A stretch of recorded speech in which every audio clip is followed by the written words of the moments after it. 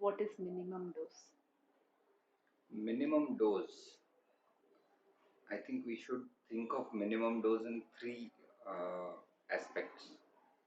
The first one is what Hahnemann meant by minimum dose. So when Hahnemann was experimenting in his own lifetime, he was still on material doses.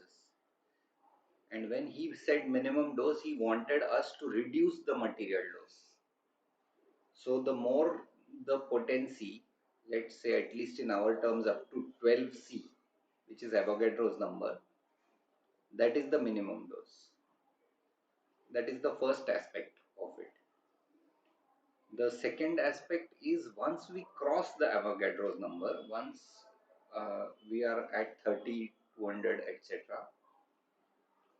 In that case, actually, minimum dose should be the minimum potency that is required. So, if a patient's susceptibility you feel is at the level of a 200, giving a 200 is the minimum dose. Not giving a 1M is the minimum dose. So, the lower potency that will be applicable in a specific case will be the minimum dose, the minimum potency required.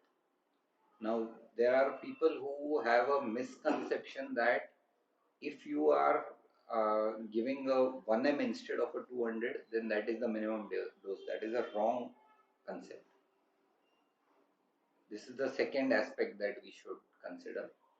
And the third one is again is a different aspect altogether, which is the repetition. And that also has to be minimum in cases where there is a grave pathology and you need repetitions. Giving those repetitions judiciously is expected. But if you are giving unnecessary repetitions, then you are not following minimum dose. So I know of people who have stuck to single dose just out of this wrong idea that single dose is the minimum dose.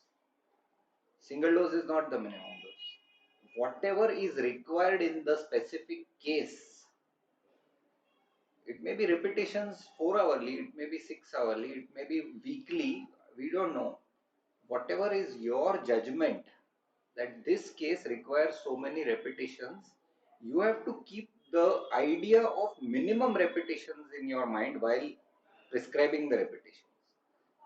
So up to 12C, the higher the potency, the minimum the dose.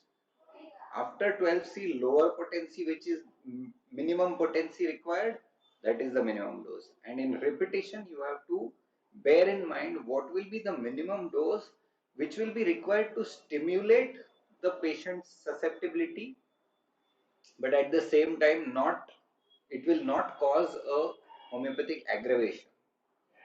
So practically, if you ask me, it has to be the lowest potency possible, and you try. It is a trial and error. You give a specific repetition and tell the patient that the moment you start getting an aggravation, reduce the frequency of the repetition.